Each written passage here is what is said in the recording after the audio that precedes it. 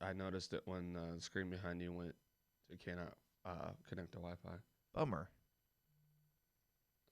It's back up now. Huh.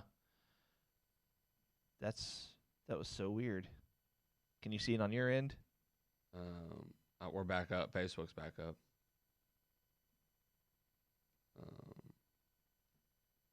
Sorry, guys. We were having some weird stuff going on here. I guess we lost internet connection. Yeah, we're still going. We're back up now. Okay.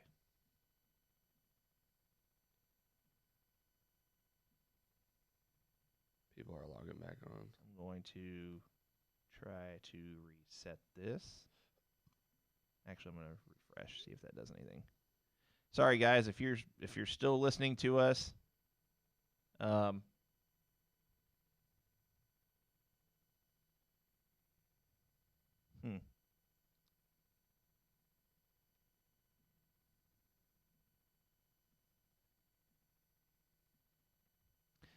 Sorry about that, guys. We're back. Okay. Yeah, I guess we had They're logging back. We had a firmware reboot apparently, so I think we're good. All right, that shouldn't happen again. Sorry about that, guys. Yeah, whenever you're live, sometimes unfortunate things happen and do happen, and we lost internet connection. So, no. Anyway, what I was talking about is AEW is looking to potentially have a stadium event in England that could hold up to 50,000 people.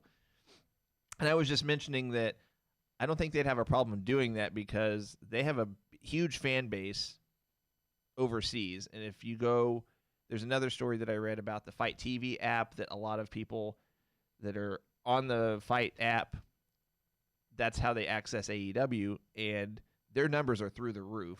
So I don't have a problem with it. I don't think they would have a problem filling it up. What are your thoughts? I mean, when you have guys that are on your roster who are overseas guys, I just have a hard time believing that you wouldn't sell out. Good point. 50,000 seats. If anything, the arena needs to be bigger because there's just so many guys who have traveled the world already that are big names. And then, of course, you got guys like Chris Jericho and guys who are going to fill seats no matter where they're at. So easy. That's an easy sell, especially in England, who's wanting some of the, especially with like the NFL going over to England and some of these other sports, you can see that they have a desire to be connected to American sports in a sense. And so I could see that going over pretty well over there. I'm just seeing a comment from earlier.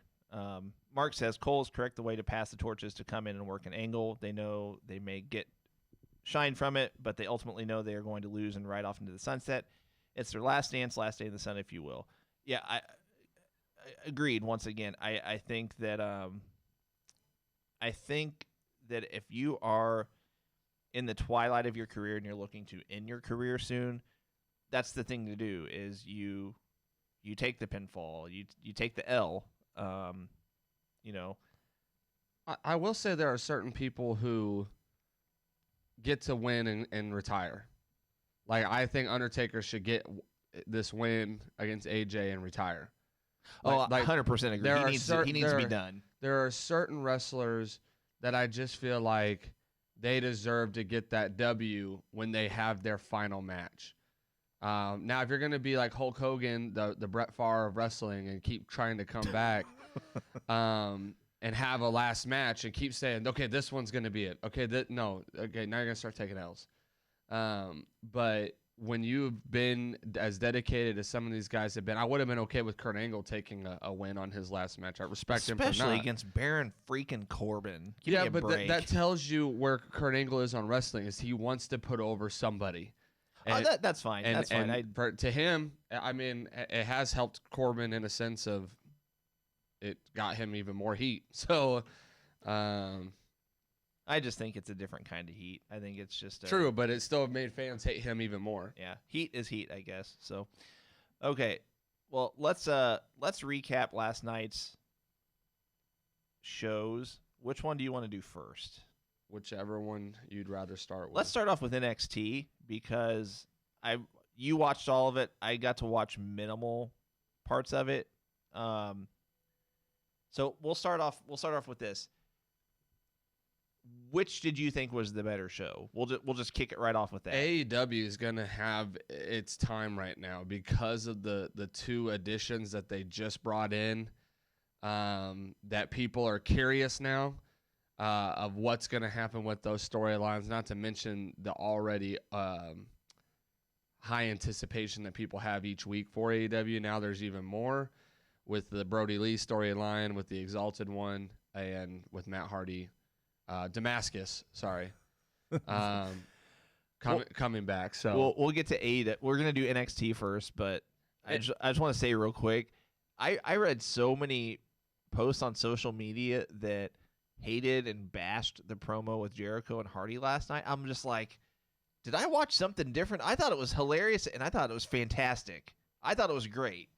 I read people thought that it went too long, and I can kind of see that, but you got to have a longer promo for those that aren't fully familiar with the broken Matt Hardy gimmick that, you've only seen bits and pieces from WWE, and maybe that's all you've seen. If you've not seen his stuff on Impact or on the Indies prior to returning to WWE, you needed to have a longer promo to fully introduce that character, that broken character. Those are two guys who can carry a long promo. Oh, for sure. And I don't have a problem with the length of the promo for them. I didn't either. I could just see why people thought it was a longer promo because it was. I mean, it was like a 10, 15-minute promo / segment combined. So, yeah, I agree with William. He says if the crowd was there, the Hardy promo would have been awesome. Yeah, I thought it was awesome anyway. But I want to tackle this question that John asked real quick because this is a great question. What wrestlers would qualify as someone that needs to pass the torch? Let's see. Who's out there that... I think a great example would be Triple H having an NXT match against someone and taking the L. Yeah, and that kind of... I feel like that gets teased a lot. There's just... like, for instance, Goldberg to me should be done. Mm-hmm. I don't mind him coming back and doing dream matches. Like, I'm not saying dream matches are forbidden and guys coming back to have dream matches aren't a thing. I'm cool with that. I'm done with putting guys in title pictures and in prominent storylines that take up TV time from guys like Ricochet, who should be highlighted. Especially when it means burying or near burying the biggest storyline that you've had in a few years at least. Right. I'm sorry. You guys can disagree with me if you want to. This is just one person's opinion. It's just my opinion. But The Fiend, I don't think recovers from that loss. Like, depends on what they do here with Cena. I could see it going both ways. Well, it's like as a fan in the back of my mind, I'm always going to be thinking, oh, well, they had him lose to Goldberg for the title. Like, at this point, it's just like nothing is going to be. And I get the whole standpoint of wrestling from the perspective of, out of sight, out of mind. We all know it's fake. We all know it's predetermined. Well, I shouldn't say fake. We all know it's predetermined. It's a male's version of a soap opera. I get that. So you're supposed to just automatically, out of sight, out of mind, forget that the Fiend lost. It's just that was just such a botchery of a match in itself. And then you've got to keep in mind that the match Goldberg had prior to the Fiend was the botchery that he had with the Undertaker at that Saudi show. It's just all that stuff factored in. To me, I'm just like, that is the absolute worst time to put the belt. Well, he can't work a match. No, he can't. Goldberg just can't. That's what I'm saying. He needs. I'm cool. Like, if they did Roman Reigns and him without the belt, like, I would have been all right with that. It wouldn't have bothered me. So that's where I'm kind of at. Like Goldberg, I agree with William. John Cena does need to pat. Like I want him to get his last title run. He's young enough to do it right now. You gotta have that 17th title run. I want him to do it as a fan, and he's young enough for that to be believable. He can still work a match. Here's the thing: I'm surprised that they're not putting the belt on him because Flair's the guy right now. He's got the 16 world title reigns, but he's got his beef with WWE right now. I'm surprised that they're not putting the belt on Cena to break that record just as kind of a means to, throwing shade at Flair, basically saying, hey, he has more title reigns than you do. Right. Which actually, that reminds me, I just remember two different other stories I was going to mention before we went into the recap. I'll tell you what, let's get back on track. I want to talk about those two things real quick. The first thing is going back to we were talking about Sting and his return to WWE. Today's actually the 19th anniversary of the last episode of Nitro / WWE's purchase of WCW, effectively ending the Monday Night War. So I thought I meant to make that segue, and I just didn't. I forgot. So I kind of go into each show with, not improvising necessarily, but like I don't really have any notes that I go off of. I just kind of shoot from the hip, basically. So I thought that was interesting. That was 19 years ago. I'm just like, wow, it's been almost 20 years since that happened. The other thing was I read that on Dave Meltzer's show on the Observer show podcast, whatever, Wrestling Observer Radio. He said that at one point, so Brock Lesnar at one point was the youngest champion that WWE had. They actually, one of the reasons they put the belt on Randy Orton when they had him defeat Chris Benoit, and again, we're going to go into that Benoit documentary later in the show, so give us your comments, let us know what you thought on that. The reason they put Randy Orton over Benoit is because at that point, Lesnar had just left WWE to go try his hand at the NFL. They put their belt on Orton as throwing shade at Lesnar, saying, hey, you're no longer the youngest champion we've ever had. So just I thought that was really interesting because it makes sense that if you were watching wrestling at the time, putting the belt on Randy Orton just seemed very, very presumptuous. I don't want to say way too soon, but it just felt too soon. It felt out of place, and so I don't know. I read that yesterday. I wanted to bring it up. I thought it was interesting. Okay, bring it back. So NXT last night. So the first match was Austin Theory and Tyler Breeze. Again, this is actually the part that this is really the only part that I watched. Again, there's no crowd. There's no crowds for any wrestling event at this point, at least in the US. I don't know how. I know Japan was supposedly having crowds soon. I don't know if that started yet, but anyway, the match itself, I caught bits and pieces of it. But I'm surprised that Tyler Breeze gets the win here. It's to set up a longer storyline. One, you got to start using Tyler Breeze. Why bring him down? He's talented. Why bring him down? Say that you kind of give him this prominent push right when he gets back down to NXT. I don't want to say down. Why bring him back over? I don't want to make NXT lower than the other two shows because I don't think that's true. Why bring him back over to NXT to help build the roster? And then ghost him. You know what I mean? So, I think he's the perfect kind of guy that you can kind of keep him relevant without making him the face. Mm-hmm. And so the win puts him back on the map as a contender to eventually put Austin Theory over. The thing I loved about this match was actually Austin Theory's commentary. I loved how much talking he was doing throughout the match that you could hear with no crowd. I thought it was for someone who's as young as he is, I thought it was a really smart move to keep commentary going that you could hear. He's a good talker. I'll give him that, like you said, for his age. It kind of seemed almost like a veteran move, like somebody who knew what they were doing in the ring. He just seemed like either someone told him to do that or he just knew to do that. It was very good. At the very end, I like the little gimmick he does with his phone where he's taking a video trying to be all cocky, and that's how he loses the match too. because he was clearly in control of that match most of the time. So the match itself was lackluster just because, one, I think it needed fans for those two. Like, Austin Theory's not really over right now, and Tyler Breeze has been ghosted. So, like, the match itself, I felt like didn't have the steam or the build-up it needed, especially to kick off the show. Right. So it was one of those that I felt like maybe it would have been better had there been a crowd to play off of.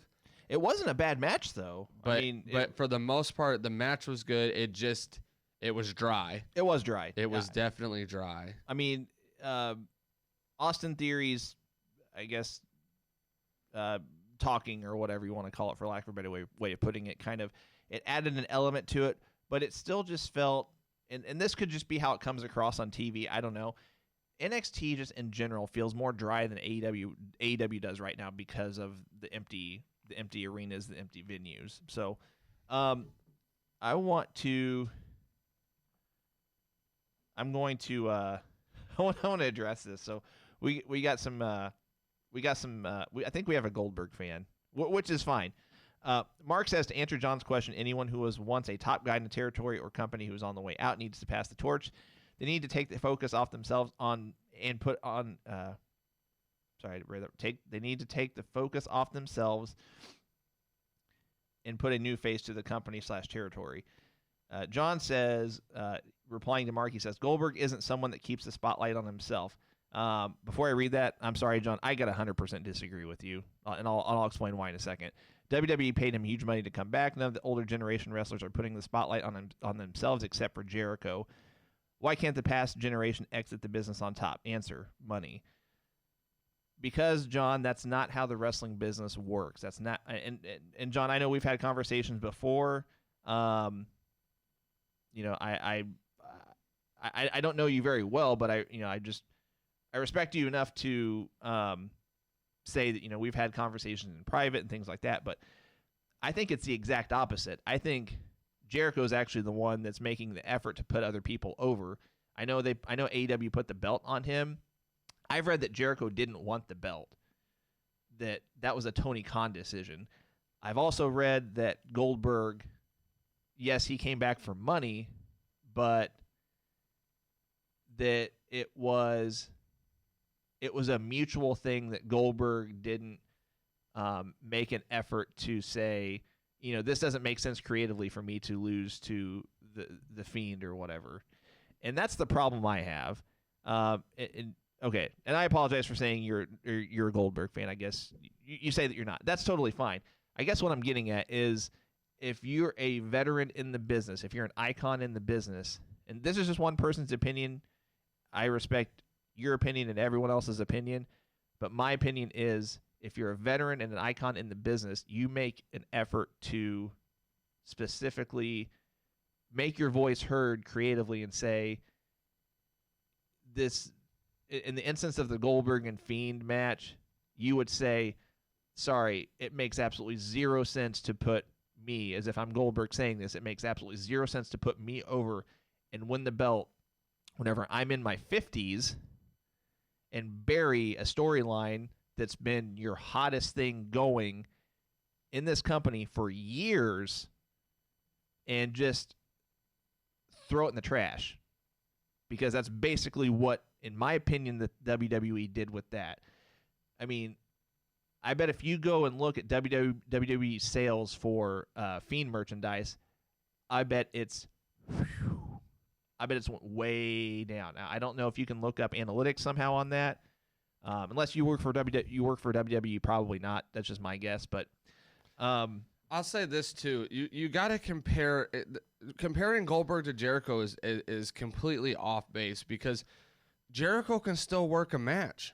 Exactly. Jericho can still. I'm not saying Jericho should be the. I think you're right in the sense that Jericho didn't want the belt in AEW, and AEW's smart. Notice how many tag matches that Jericho's in on a week-to-week basis, to where he's not having to do 40-minute long matches every week. I think that's smart booking for him to prolong his career and his time.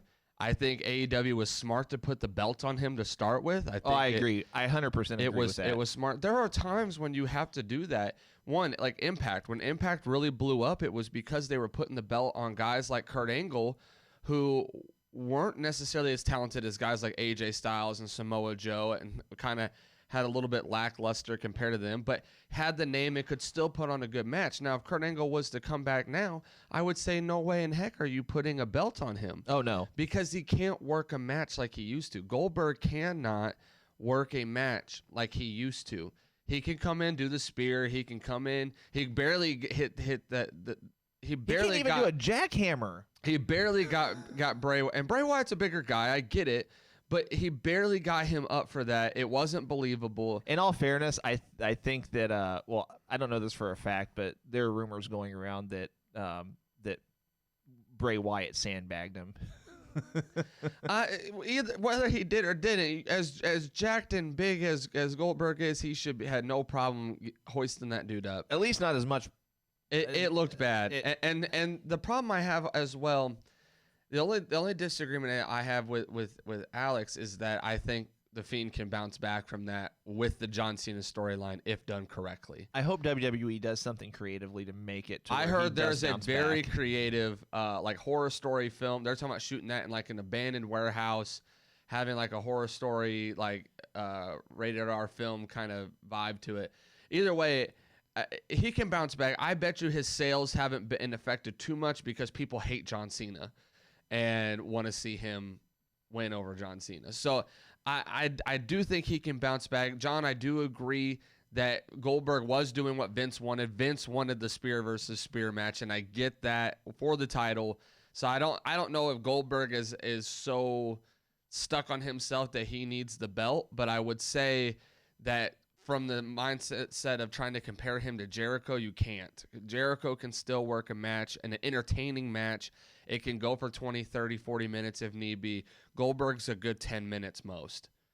And the problem I also have is that Jericho doesn't have a problem going into a promotion, going into storylines, knowing that he's not going to get the belt. He does what he's asked to. He was asked to hold the AEW belt. Yeah. I respect that. But same with Matt Hardy. Matt Hardy doesn't need to come in and get the belt. Oh no, they don't care about that. They care about building that promotion, building that brand, building what they're a part of.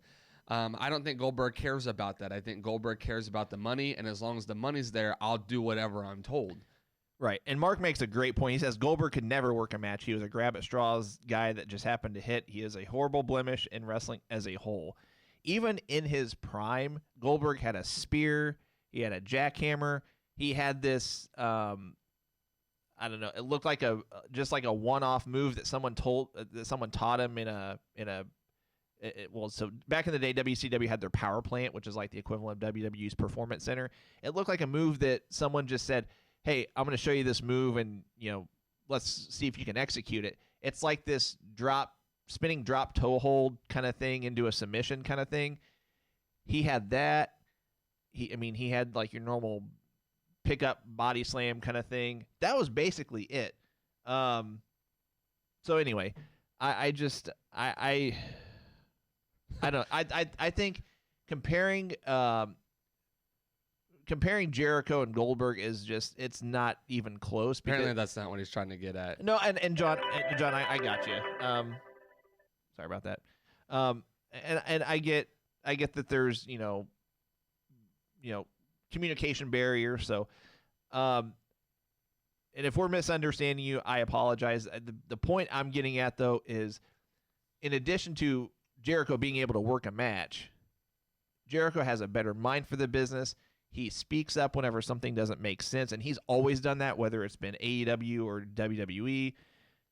He can also cut a promo. Yeah. Goldberg can't. Jericho's mind for the business is far surpasses in every aspect than Goldberg's. And I think that going back to the initial topic of discussion, as far as an icon or a legend or whatever, you mentioned them going out on top. That's just not how the wrestling business has worked. I shouldn't say ever. If you go back since wrestling became a fairly popular mainstream event. So early 80s, maybe late 70s. I mean, you had territories and things like that. But Mark says it best. This is what I was getting ready to say. He said, past generations going out on top would kill the next wave of wrestling. They need to take losses no matter the amount of money they are making. 100% agree, because you're looking to forward progress the promotion, the business as a whole, the business in its entirety, regardless of the company. You're looking to push forward the next generation of wrestlers. And I'm saying wrestlers, not superstars. I'm not even going to get on that tangent. So anyway, I think I just wanted to. There's certain people that can go out on top. Like, had Goldberg gone out the last time he came back with the Seth Rollins story, or the Brock Lesnar storyline, I should say, when he won the belt and then lost it, like, I was cool with that. Great, you gave him a little send-off, put the belt on it, whatever. Be done with it. Do dream matches if you want to come back and wrestle and make money. Great. I'm tired of bringing these guys back and putting them on title runs and all that other stuff for the sake of nostalgia purposes. There are certain guys like Undertaker who I feel like you give them the win, send them off, and call it a day. Yeah, nostalgia is perfectly fine. You just don't put the main belt of a promotion on somebody that can't work. And again, Jericho is a different story, because it's a startup company. You want to put the belt on a recognizable name, on somebody who, like I said, can still work in the ring halfway decent, can still cut a promo better than probably 80% of anybody else in the industry at this point. That's an entirely different. Could be low. That number could be low too. He cuts promos better than most people. So I'd say 80% is being conservative. But I'm just kind of giving the rest of the business the benefit of the doubt at this point. Okay, so back to our recaps, and we're just going to kind of breeze through this because I do want to have time to talk about the Benoit documentary. We had Killian Dane against this Tahuti Miles, I guess is the title. The Tahuti Miles gimmick looked kind of decent, but obviously, what are they doing with Killian Dane, man? Because, like, what are they doing with half the people on the roster? My thing with Killian Dane is this: like, he's putting, when he gets match highlight like spots to put on a good match, he does it. He does it. Like, he looks good in matches with stars that are or with wrestlers that can put on a decent match as well. And so I thought they were going somewhere when they did the whole Pete Dunne storyline with him. I thought they were setting him up to kind of be in that North American title picture. Wouldn't mind seeing him in that Fatal 4-Way with them. I think he would add to it. But it's one of those things where I feel like you're just taking a guy who is talented, maybe not very good on the mic or not really have a very good gimmick, but taking a guy who's talented and just wasting him. And so why even put that on TV? Yeah, I don't know. I didn't understand the match. It was a waste of time, especially in WrestleMania season, and with the fact that the next couple weeks they're going to be doing the takeover matches that we're not going to get on a takeover now. Right. It was a waste of time, waste of TV time. The only thing I can think of that might make sense as to why they had the show that they did was maybe they had certain talent that weren't available for the show. Like maybe they're true. It could be an old taping too. Yeah, it could. Who knows? They could be showing tapings of things that they had a while back. You know, because we haven't seen Killian Dane on TV in a minute. So right. All right. So let's try to go through We'll go through both of these recaps as quick as we can. So we have Tony Grimes and Tony Nese. Tony Grimes. Cameron Grimes, sorry. It says this thing I'm reading off of says Tony Grimes versus Tony Nese, and I'm just it's like I'm just reading the cue cards as I see it. I like Cameron Grimes. I think there's potential for him. The match was, like I said, a lot of these matches, they're matches with guys who are used to wrestling with the crowd. And I just feel like they're out of their element. They don't know how to. They are talented wrestlers, but they're used to feeding off the crowd to build the match. Mm-hmm. And a lot of these guys, that's why I give credit to certain guys who can build a match without the crowd. And I'll get to that. This one seemed like it could have been better. Tony Nese is talented. Cameron Grimes is talented. I felt like this match should have been better than what it was. My thing is, I feel like a lot of these people that are in NXT, lot of these people, a lot of these wrestlers that are in NXT and a lot of these wrestlers that are in AEW that are working these empty show matches for the time being should actually have a leg up on some of the guys that have been in, been in the company, like the bigger companies for an extended amount of time, because Smaller venues. Exactly. I'm not throwing Yeah. shade at these guys. They're used to the indies. They're used to having 10, 20, 30 people at their shows. And so it's like you have that, benefit of you're used to working a crowd that's really, small or not there or whatever. So I've always believed the practice makes perfect rule too. Like, are they practicing empty arena as well? And you're like, when you're in the performance center, like you have to be practicing empty arena. You know what I mean? Like, there's no crowd to build off of. There's nothing to do. So I don't know, that match to me should have been better than what it was. But nonetheless, it was middle of the pack. And then you get this was kind of just, again, one of those storylines where moving on to the qualifier match, the Aaliyah Xia Li storyline, like, it's a waste of TV time right now, in my opinion. And this season, at this time, spend more focus on building up the major storylines for the major matches that you have coming up. Give more TV time to those guys. Again, it could be your point. They didn't have certain people on staff or on hand for the night, especially with the limit of amount of people who can be in the building. But obviously, this was just a way to get Io Shirai in the qualifier ladder match. She looked good. Glad to see her back. I think she could be one of the main contenders to win that match. And I think she's probably my favorite female wrestler in NXT right now. I mean, I like Rhea. I'm glad she got the belt, but she's gonna go sour. It's gonna happen. Whether she wins or loses at Mania against Charlotte, she's gonna go sour. It won't last long, which is why they took the UK belt off of her too, because she eventually just runs out of steam. She's young. She's got time to work on it and get better, but I think eventually she goes sour. And then we get to this. This is an interesting match that's set up. I am excited to see the Dijakovic, Priest, and Keith Lee match. I thought the storyline was kind of set up in a unique way with the whole Keith Lee actually being apologetic for attacking Dijakovic because he wasn't aware of what happened the prior week where Damian Priest came in, hit him with the nightstick, and then Dijakovic came and saved him, and then it looked like Dijakovic did it. And Dijakovic actually hits this really cool high fly kind of maneuver over the ropes onto Keith Lee and Priest. That was one of the few times where I was like, hey, he didn't botch that. Right. So it looked good. I think this match had there been a takeover, this probably would have been match of the night. And I say that even with Ciampa and Gargano's match also being on the card, and Adam Cole and Velveteen Dream being on the card, this probably to me would have been match of the night. It has that capability, as long as Dijakovic doesn't botch every other move. But yeah, we'll see. It was good. Then we get to Danny Burch and Oney Lorcan versus Shane Thorne and Brendan Vink. They must really like this Brendan Vink guy. I don't know what their plan is with him and Shane Thorne, but he was on Raw, and they had him and Shane Thorne take a L to the Street Profits. It might just be because he's there. He's an available talent. But what's funny is every time he comes out now, they're like, Brandon Vink. Like, they don't even talk about Shane Thorne. Like, they're like, Brandon Vink. Yeah, he's a monster. And I was like, what?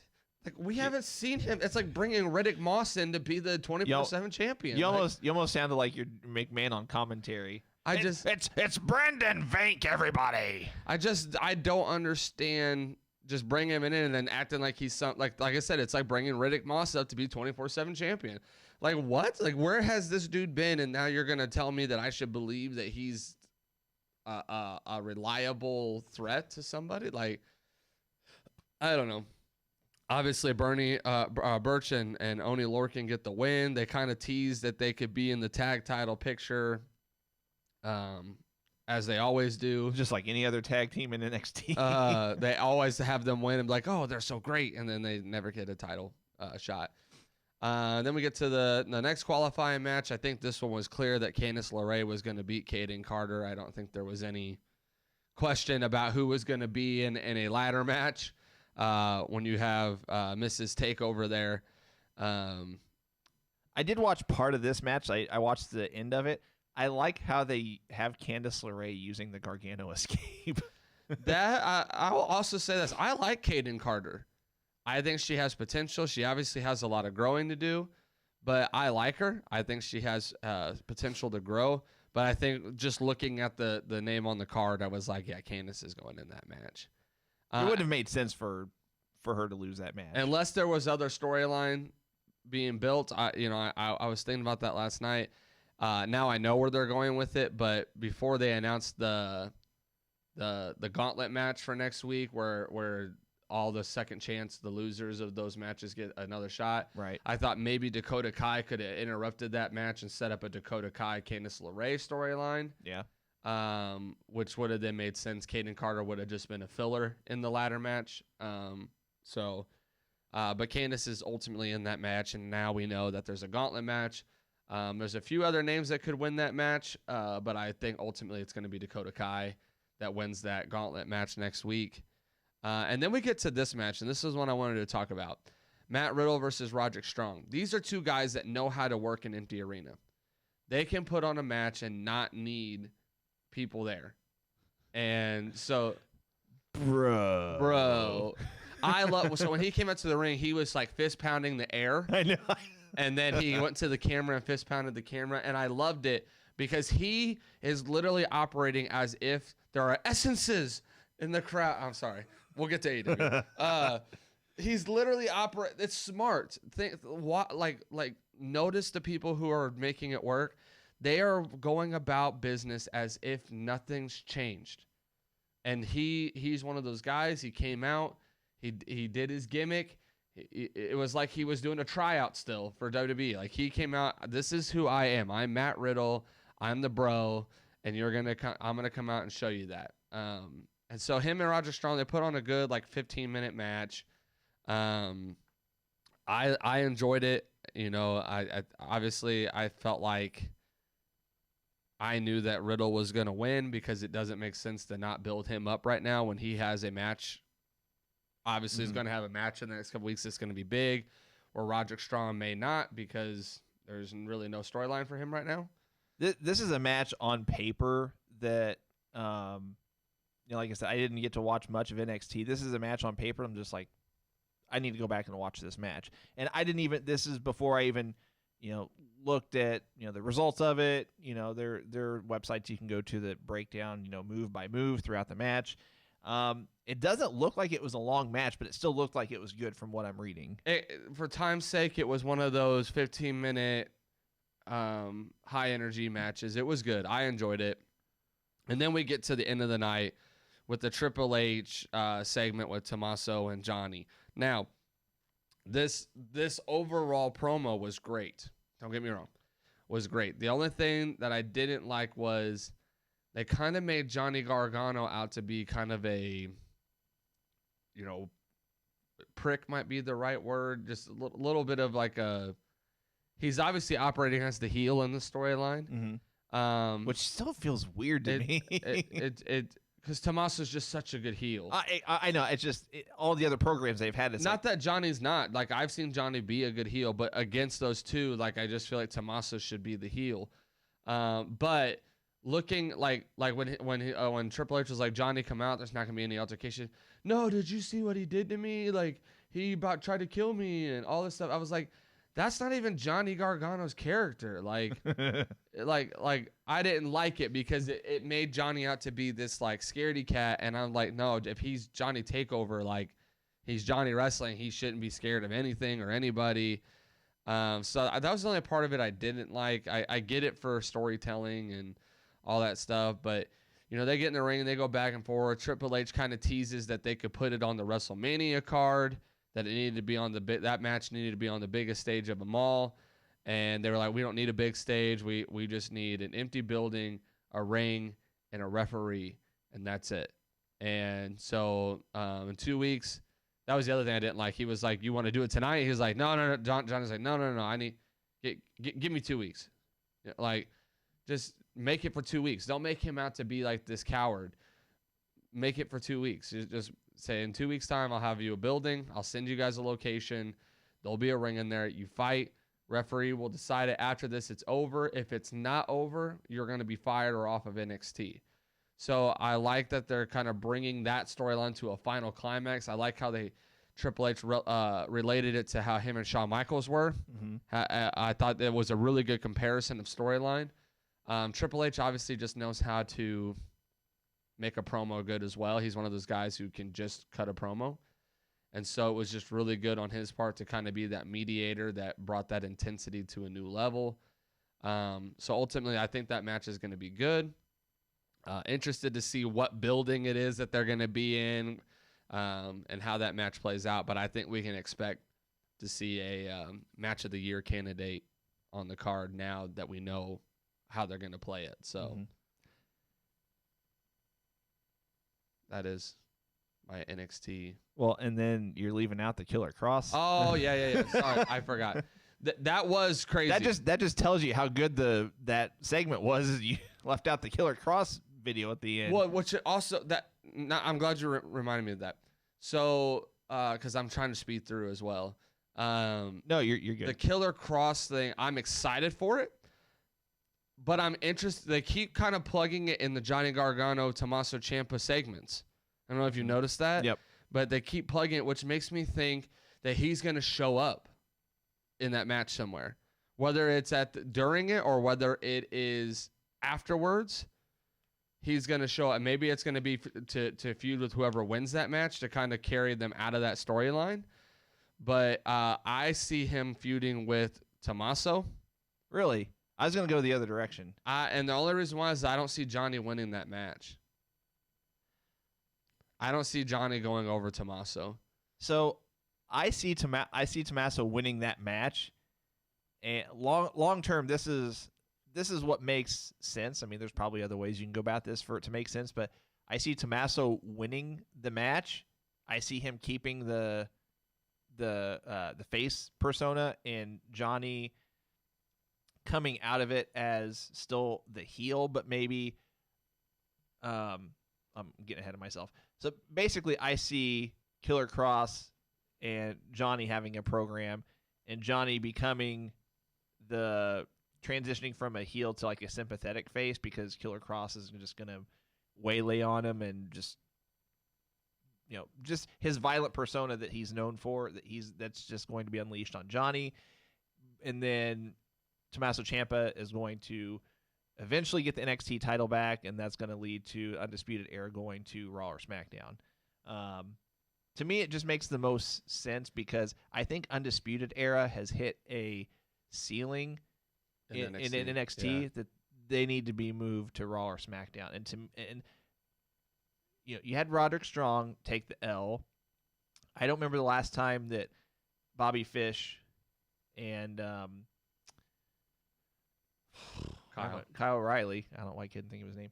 I don't remember the last time they had a win as a tag team.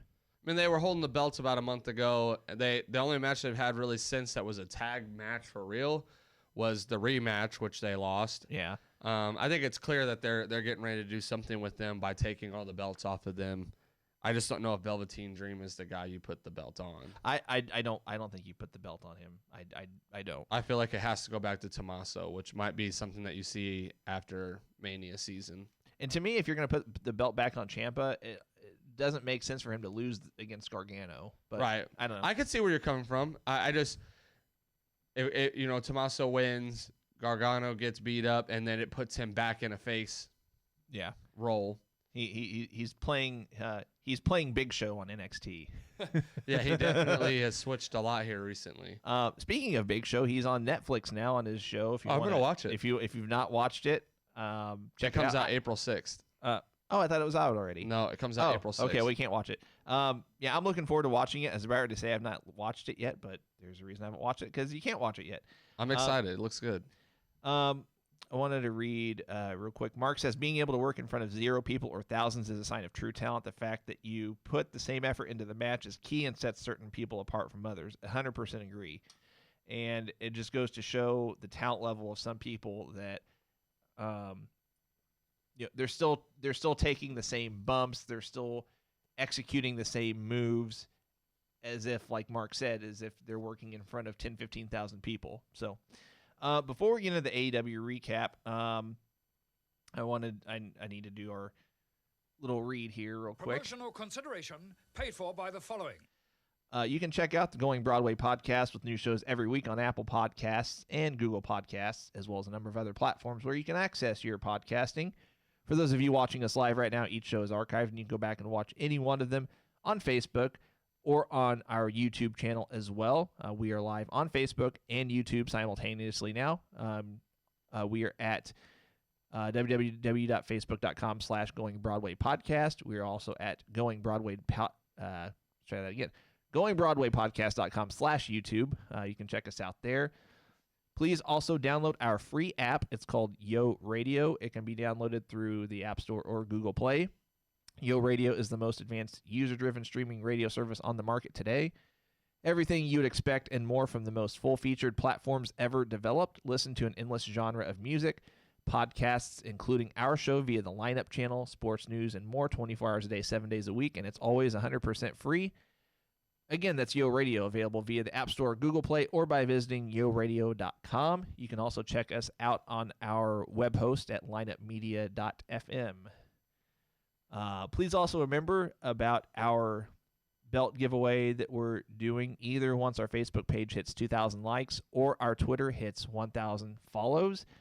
You can see our YouTube, Facebook, and Twitter info below our pictures as you're watching us now. So again, YouTube is goingbroadwaypodcast.com/YouTube, facebook.com/goingbroadwaypodcast, and we are on Twitter at goingbrdwypod. So make sure you like our Facebook page, follow us on Twitter, and you're automatically entered into our belt giveaway as well as other giveaways that we will continue to do. We'll probably do another t-shirt giveaway soon. So we'll keep you updated there. Let's recap AEW real quick, and we're just going to kind of breeze through this. Again, I want some adequate time to talk about the Chris Benoit documentary. If you are watching us live right now, let us know what you thought. Give us your comments, your feedback, your thoughts on the documentary, on Benoit in general. However, I will say this, guys. Let's keep the comments clean, keep them respectful. We're not going to debate on here. I will say that if it gets out of hand, so far it's not, in any shows that we've done, and I appreciate you guys keeping it that way. But if we have anybody that wants to, try to insult anybody, then you will be booted from our page. So we'll get to that shortly. To recap AEW real quick. So we have, initially we have Kenny and Cody and Tony on commentary. Cody leaves the booth. He has a match kicking off the show with Jimmy Havoc. It was a good back and forth match, and it kind of left it open-ended to, I don't know, I was pretty sure Cody was going to get the win, but, it was just because, Jimmy Havoc was 3-0 so far this year. It kind of left you guessing, but, to me, Cody getting the win made the most sense, especially with, trying to build up this Elite versus Inner Circle storyline. Yeah, you can't have him lose that. So, then right after the match, this just, Jake Roberts can, and I get that it was pre-recorded, but Jake Roberts, his ability to cut a promo is second to none. I don't care how old you are. I don't care how long or how short you've been in the business. I can probably count on one hand, maybe I can't. I don't know. I was about to say I can count on one hand the number of people that are better at promo work than Jake Roberts. I don't know that there is anybody. Jake Roberts cutting a promo is just phenomenal. So that one was chilling. It was that promo. And it really built Lance Archer as well. So he basically said how, Lance Archer is really wanting to get in the ring in All Elite Wrestling. He's chomping at the bit to get in the ring. And, basically he's just saying that He called Cody out pretty much and said, you guys wanted to start this All Elite Wrestling, wanted to bring the best. You guys were overseas. You guys saw what he was doing, and you guys didn't call because you're scared of him pretty much and not. Well, and he said it about himself, too. He's one of the best minds in the business. And you didn't call. Exactly. Building Lance to be this monster of a wrestler, which, I mean, he was good in Japan. I mean, he wasn't phenomenal, but, Jake did a great job at just, selling that. And I love the end of the promo where he finally busts out his "Trust Me" catchphrase. I thought that was great. So then we get Darby Allin against Kip Sabian. This one I thought was more predictable because it doesn't make sense for Kip Sabian to win this match, especially whenever he's probably going to have a program with Colt Cabana, and it's, I don't know, having Darby Allin lose this match, especially with how hot and how over he's been lately. To me, it didn't make sense to have Darby lose this match unless it was by a DQ or something silly like that. But Darby Allin does get the win, and then we have I won't even go into this for more than 5 seconds. At least the match itself. Jake Hager wins a squash match, but then Moxley comes out. He has a schmoz with Jake Hager. Here's what I don't like about it. He hits his paradigm shift DDT on him, but then Hager basically 5 seconds later puts him in his ankle lock. It's like that would put guys out for the 3 count. And I get that, Cody tried to sell it on commentary as if or maybe it was Kenny, I don't remember which, tried to sell it as if, that puts most people down for, the 3 count, and he pretty much got right back up. It just, I don't know. It kind of just, I don't know. It didn't really make sense to me. I get that. I think they're just trying to sell Hager as like the. I know what they're trying to do. I'm just big, the kind of like I don't want to say the Brock Lesnar of AEW, but that's kind of how it feels since he's the MMA fighter. And that's just it. I'm not buying it. So I think that's why it didn't make sense to me. And then they have, Moxley, his promo in the back, how he's out for blood, and he's going to show up in Inner Circle's blind spot when he least expects it. And am I the only one that's struggling with Jon Moxley right now? I'm hardcore struggling with Jon Moxley, which is awful because he's the champion now. I want to like him. I do too. I love Jon Moxley. I loved him as Dean Ambrose. I love Jon Moxley when he first came in. The match that he had with Kenny was insane. I love that match. And I'm kind of like, I almost think I would have rathered him just do some DreamWorks matches throughout AEW for like the first year and a half, and then then start to kind of progress. And I just don't know if him winning it off Jericho maybe is what it was. Like maybe they needed to put the belt on someone else before. No, I agree on John, but I'm just, his promos are weak to me right now. His matches aren't up to par, I feel like, with some of the other matches that we're getting on AEW. So I'm just struggling. I want to like him. I'm glad he's the champion. I agree with you. I'm struggling too. I wanted to also notice, did anyone else see how Cody called AEW belt Big Platinum? He's trying to play off. So WCW had the big gold belt, as we all know it, and he's trying to refer to AEW, the AEW belt, as Big Platinum. I'm probably going to be in the minority on this. I actually like him calling it Big Platinum, even though it's not a platinum belt as far as material, obviously. But the big gold wasn't really gold. At least maybe the original was, but I'm saying it wasn't like it wasn't. The AEW belt's not platinum, is what I'm getting at. I kind of like him calling it that. I'm probably in the minority on that. If I am, that's perfectly fine. I think it's just an homage to WCW, and I get how people don't want AEW to be a recreation of WCW. I don't think it is that. I think they're just they took what worked. Yeah, which is smart. William says, "How much does the AEW belt weigh?" Mine that I have is probably 13 pounds. I mean, I don't know how much the ring used version weighs. I mean, I really couldn't tell you.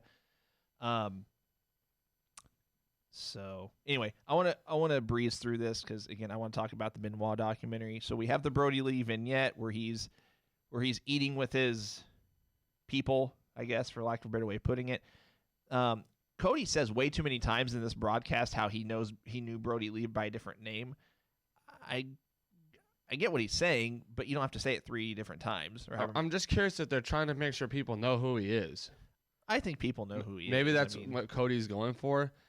The only thing I want to say about that is that you notice how he's when he goes to do his little clothesline that he's starting him off in the Sister Abigail position and then doing it. Yeah. I think that is absolutely hilarious. I like it too. Because I thought the first week he did it, I thought he was going to hit the Sister Abigail. I was like, man, they're going to have him use Bray's move in AEW. And then he like flipped him out and did the clothesline, and I was like, oh, okay. Yeah, I like it. And then he goes against QT Marshall. Obviously, it makes no sense to not have Brody Lee win the match. And then you get another Join the Dark Order segment, promo, whatever. Yeah. Then this is when the card gets really good, in my opinion. We have the so they recap Hardy's debut, and then we get an update on Nick Jackson's injury via Vanguard 1. So the drone shows it's in Rancho Cucamonga, California. Nick Jackson is working out. And then you see a thing along the center. It says 61 point, however many percent recuperated or healthy or whatever the wording was. And Nick sees it. He tries to grab it, and it flies off, and it says signal disconnected.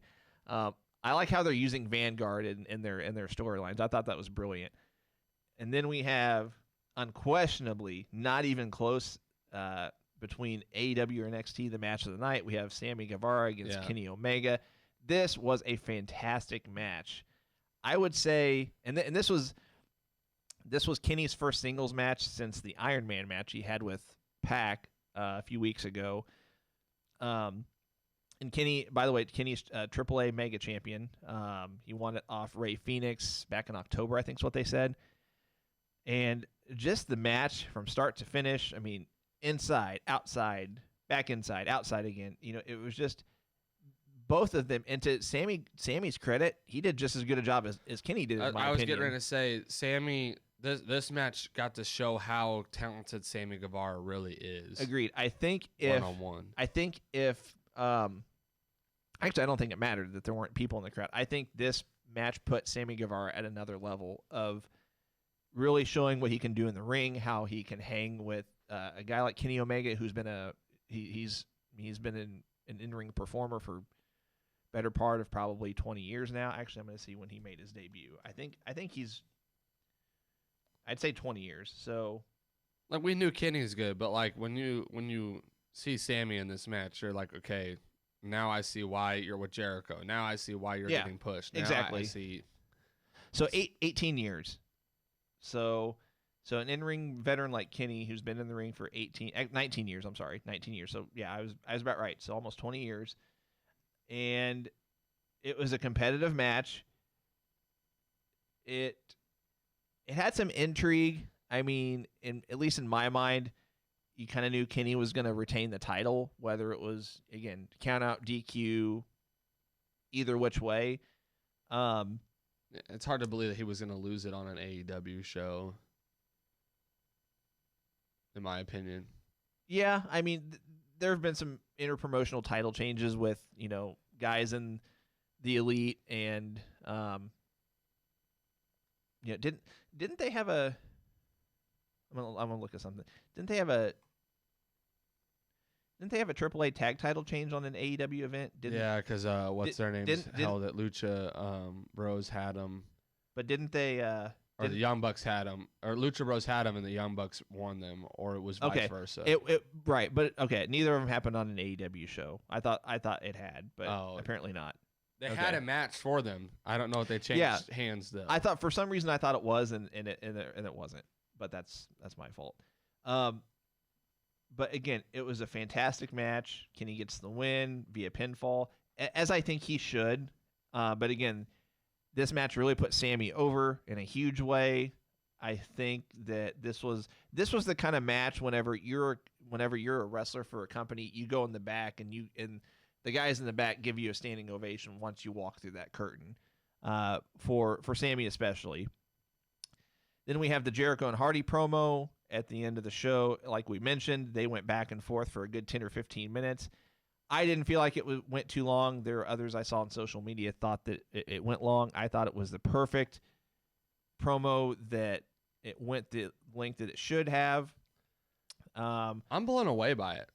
I'm actually like so impressed.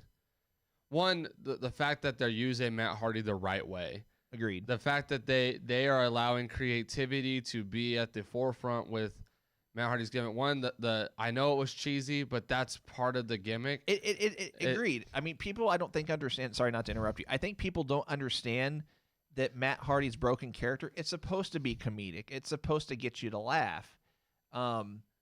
It's not meant to be this over the top dramatic kind of thing. Like, you're supposed to see the humor in it. If you don't see the humor in it, then I get that if you don't like it, that's why. Even if you don't see the humor, it's just different. But one of the things I loved was when he started off in the crowd and they did the little effects to have him like get down to the ring. You could tell that was like pre-shot, because Jericho was like whenever he's looking in each direction, it wasn't like a smooth going. Right. So, but like I said, it was meant to look cheesy. And right. That's what I liked. I liked that they were playing off that. I liked Jericho's little gimmick with Vanguard one where he was trying to. That was the best part. I thought Tony Schiavone was just like, he was. How did he phrase it? He's like, he's hold on, I gotta go back and look at something real quick before I speak too soon.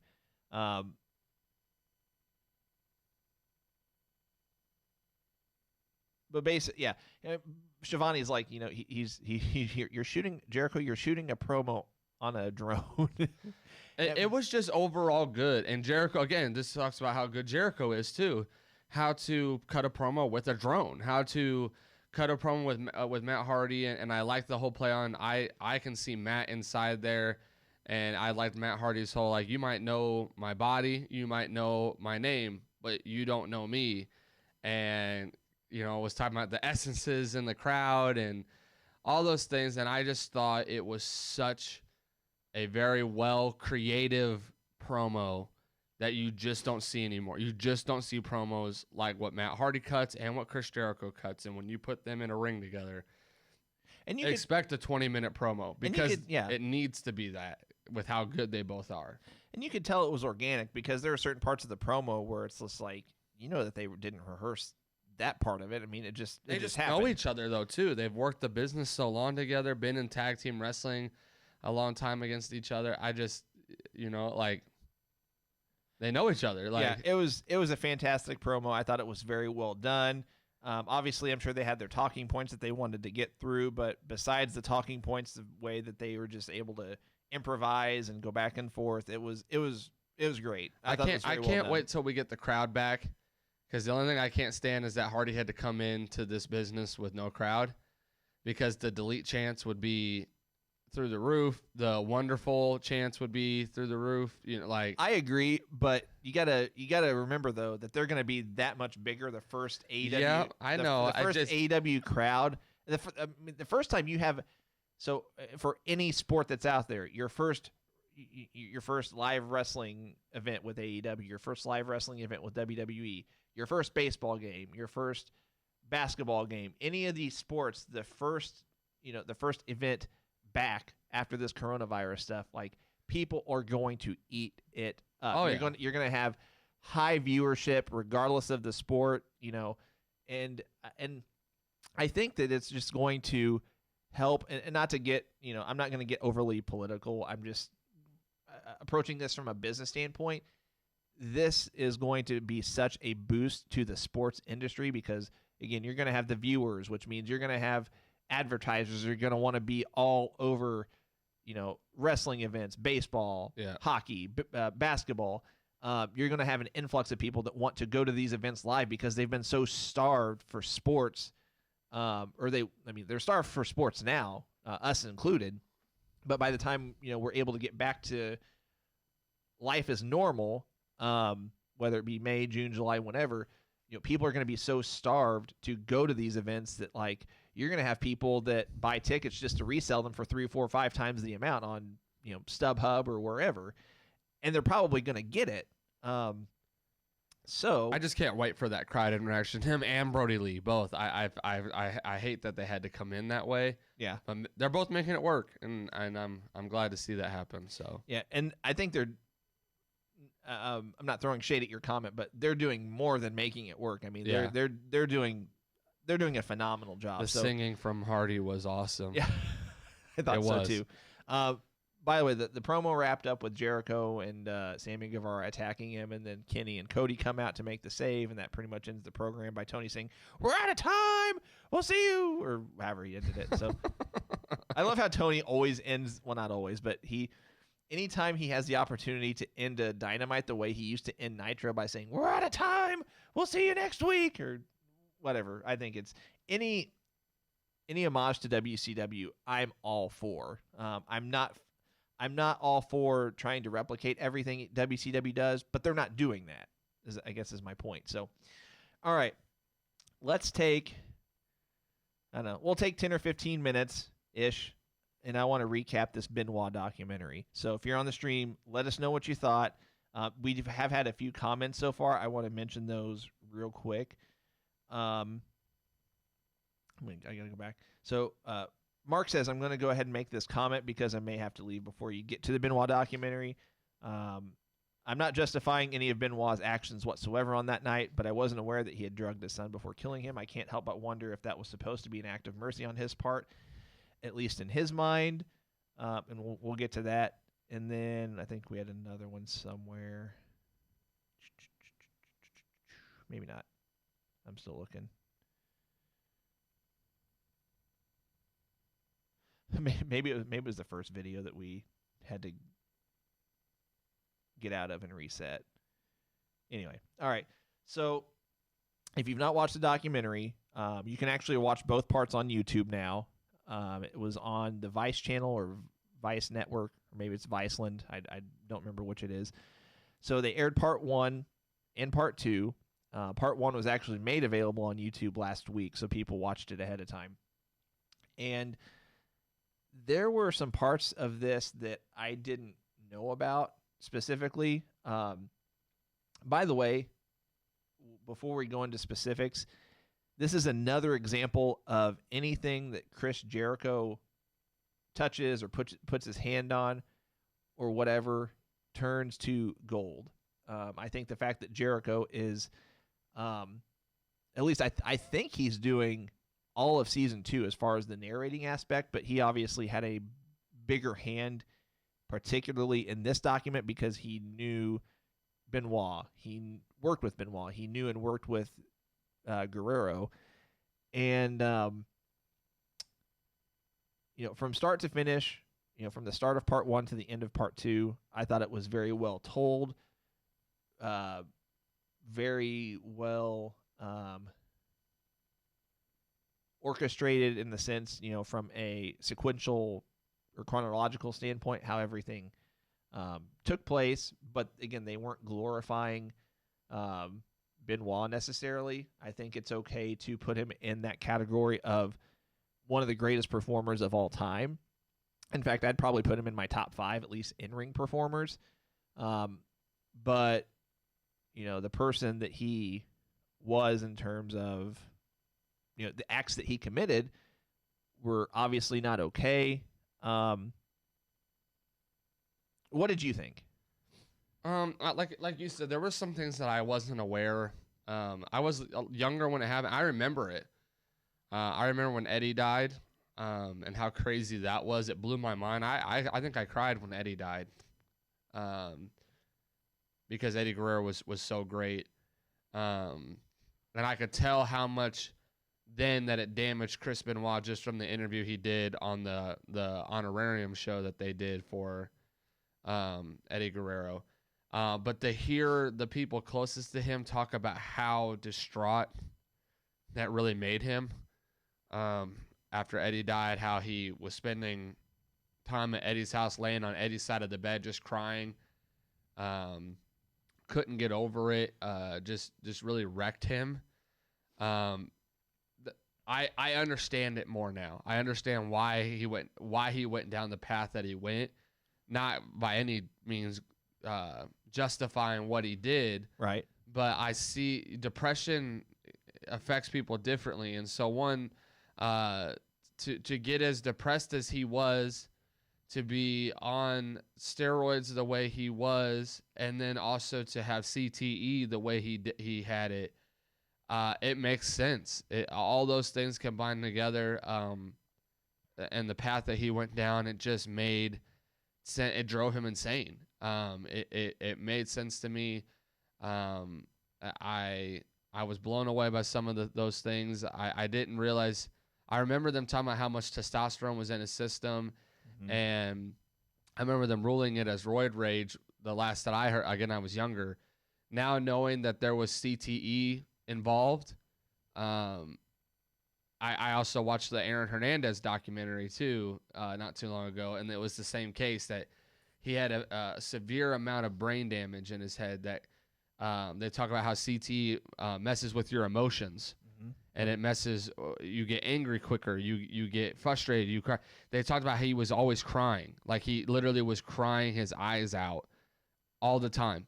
And I think he literally had CTE to the point that it destroyed his mind. It destroyed his emotions. His ability to comprehend what his emotions were.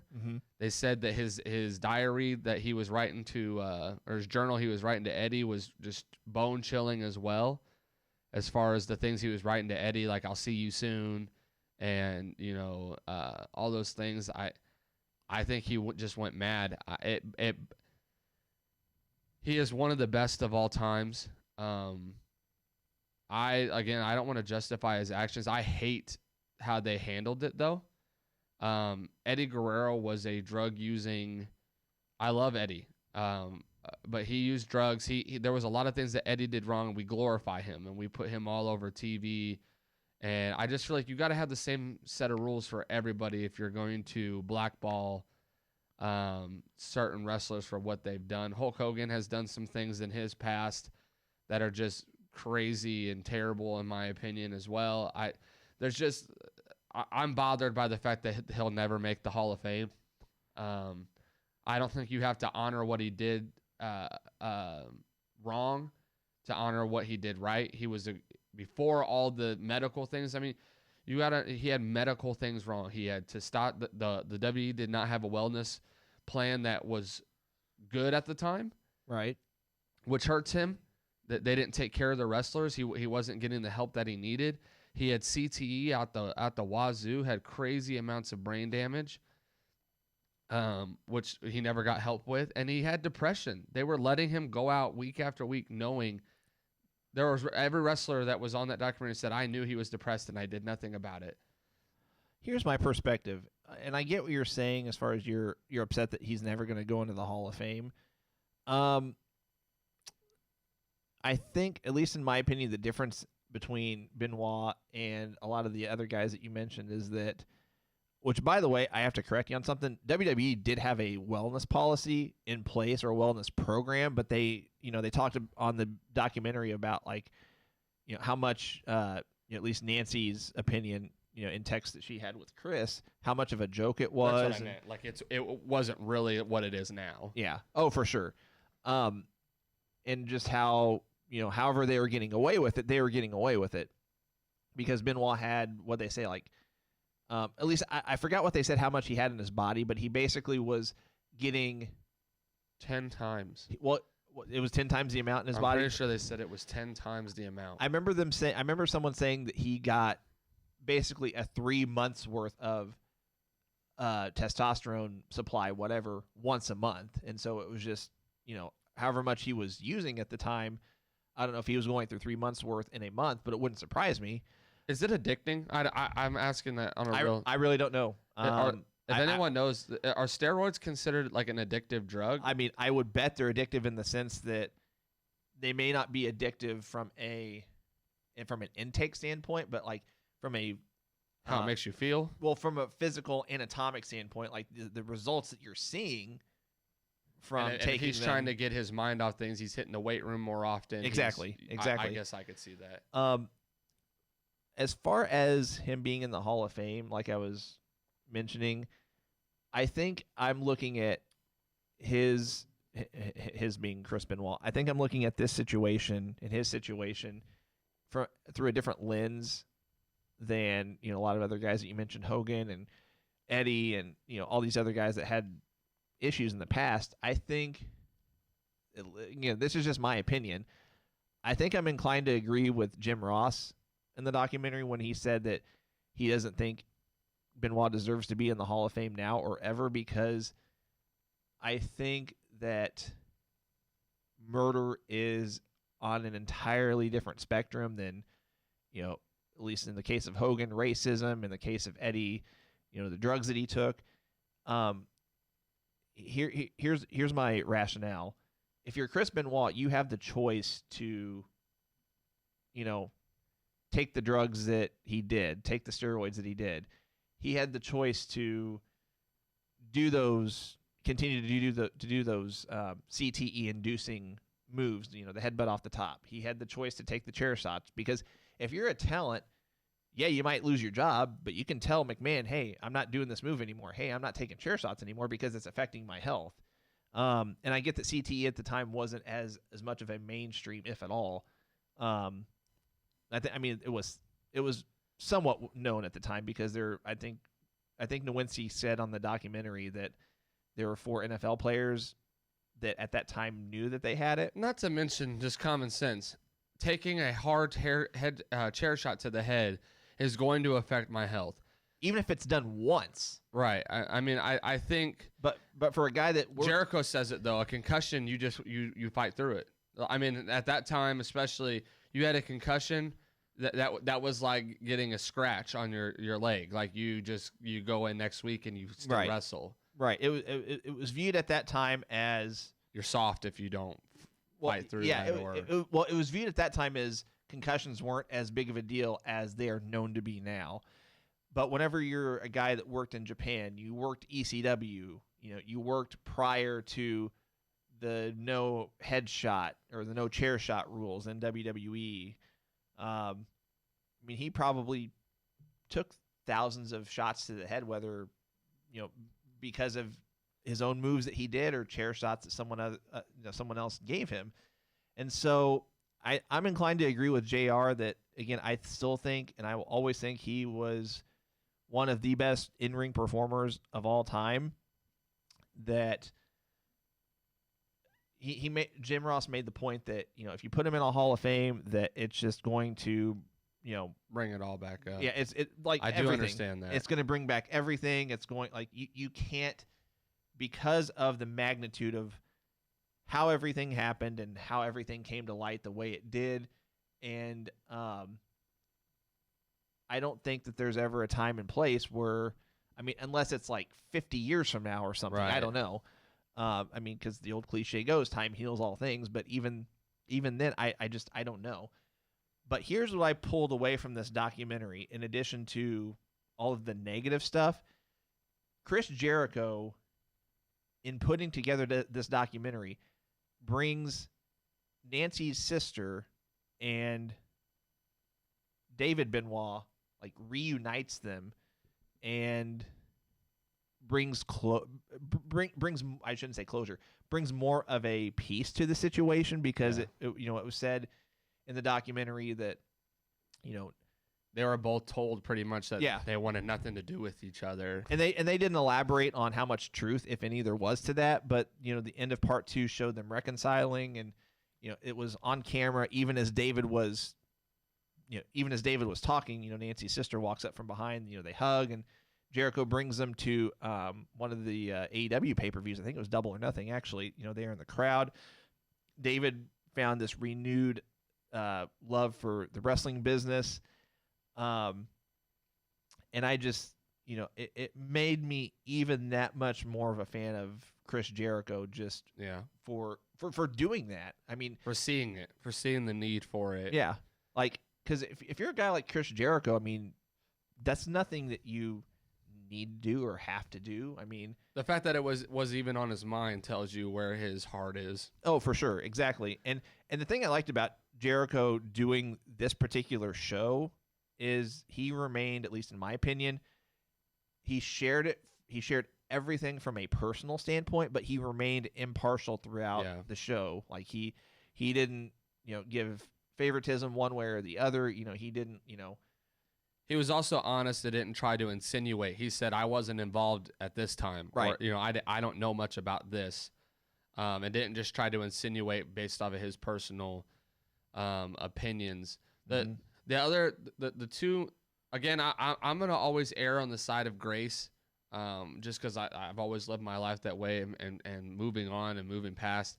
I Right. hate that somebody who didn't get the help that he should have got ruined everything when he gave it all away for that business. You know what I mean? Like Mhm. Chris Jericho, the reason why everything happened was because he put everything he had into that business, and the business didn't come back and take care of him. That's not a smack at WWE. That's just in general. Well, I'll throw shade at WWE because they didn't reach out to Nancy's sister I was or gonna get to that or to too. David at all after that this. bothers me as well. So the thing that bugs me is that he gave his whole career to wrestling, and then essentially is never. And Chris Jericho says, I think it was Chris Jericho. If you were to tell Chris Benoit now today, like if he was here today, that everything that you did in the business was going to be literally put in an archive file under "Do Not Touch" ever again, and pretty much say that you're never going to get honored or remembered for your work,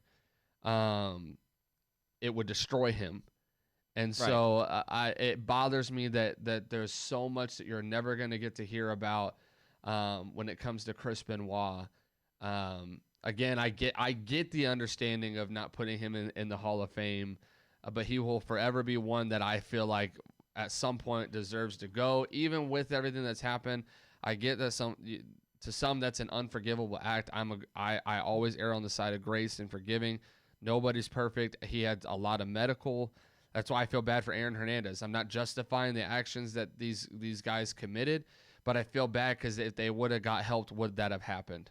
If they would have, there were signs that Chris Benoit needed help before all this. Even the altercations he was having with his wife months prior, where he was just getting angry for no reason. He was irritable, and they knew that something was wrong, and they did not address it. They didn't do anything about it. They didn't see the need to get him looked at or checked. Those were obvious signs. Maybe now more because it's been more aware and apparent to us as these cases come more to light. Well, and just to add real quick from their perspective, I mean, Chris Benoit had always been viewed as a family man, good to his wife, Yeah. good to his kids, and then they just thought that The sudden shift of yeah, that bothered me. And so to know that he had all these depression and testosterone issues, and then also CTE, it bothers me that we're pinning so much guilt on a guy that we have no idea mentally where he was even at, to say that he was in his right mind or the man that we grew up watching. yeah. Even his son says that wasn't my dad.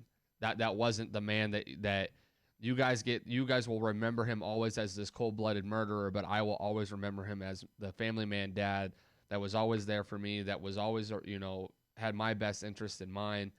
I think that you can, even with the place in the Bibles next to his kids, trying to look up how to revive his son via the Bible, I think there was just a lot of inner turmoil that was going inside of him. He was literally insane. He literally was going crazy. So that bothered me.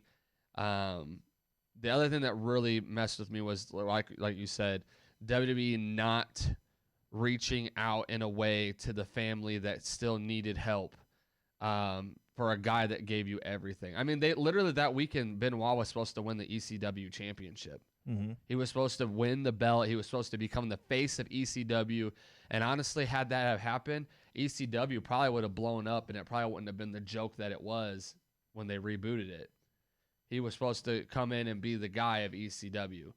And it is so sad to see a kid who grew up watching the product, grew up watching his dad wrestle, His dad gave everything to the business, and he didn't get a phone call. The only 2 wrestlers he said that checked on him were Chavo and Chris Jericho. And that is bone-chilling in itself, the fact that WWE didn't even find it necessary to call to check up on, one, Nancy's family. I love how Chris Jericho puts it. It's sad because Nancy Benoit may never make the Hall of Fame either. And she was one of the best managers, or she kind of created that position. And it kind of died after she no longer did that position. So it's Right. It's one of those things where it would be really hard to find a way to put her into the Hall of Fame too, just because, again, you bring up all the crap that comes with it. But it bothers me that WWE didn't do more for a family that gave everything to that business. When they took such good care of the Guerrero family when they lost Chavo, and Chavo had depression issues too. That's why he drank. That's why he did drugs. That's why they initially said he died of heart disease though, and not overdosing. But either way, he was struggling with things internally. And so they gave all that help. And then to see Benoit knowing that he had all the problems that he had and the things that he was going through.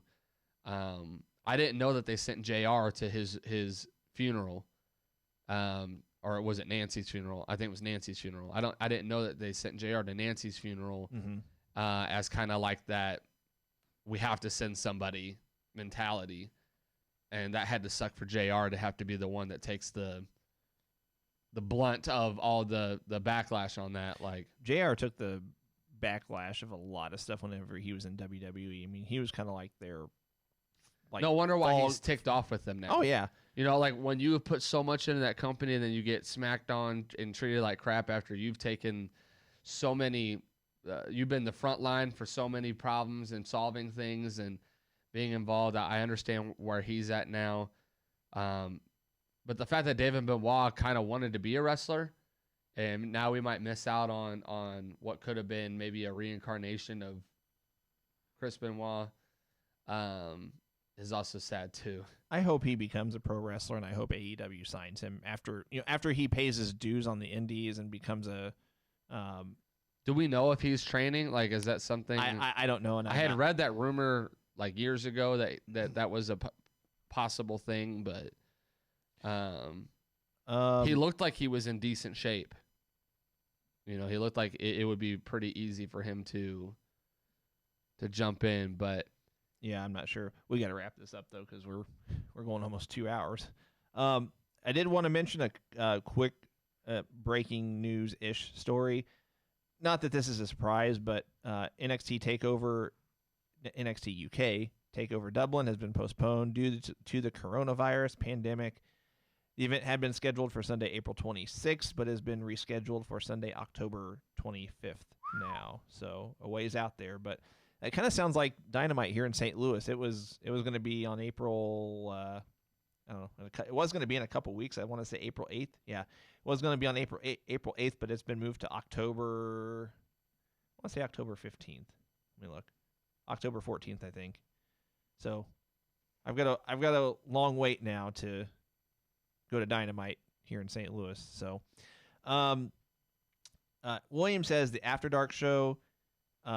After the show was good with Chavo and Tommy Dreamer. I caught bits and pieces of it. It looked like it was good. It's also up on YouTube as well.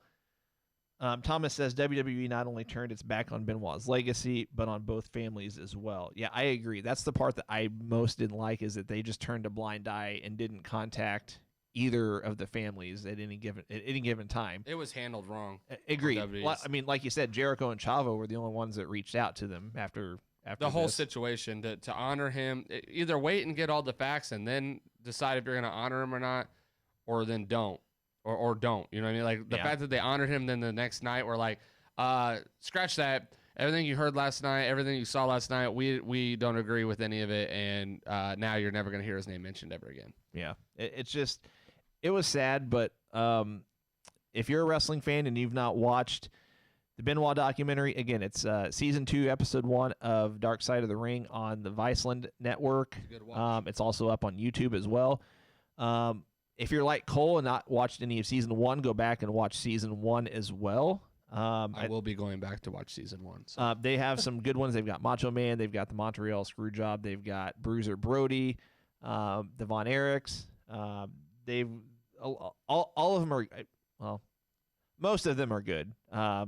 There's one or two in particular that were just kind of okay, or that I didn't necessarily care for. But that's my opinion. But we're going to end this, guys. Like I said, I think this has been our longest show to date. If you combine both videos that we had to stop the first one and then start this one back up. But thanks for tuning in, guys. Thanks for hanging out with us as long as you have today. Again, I know this was a longer show, but we'll be back here even with this coronavirus pandemic, unless someone tells me otherwise. We'll be back here every Monday and Thursday in studio at 10 a.m. Eastern, 9 a.m. Central Time. Again, be safe out there. Wash your hands. Take care of yourself. Take care of the people around you. And we will see you on Monday. And so, goodbye. And good night. Bang!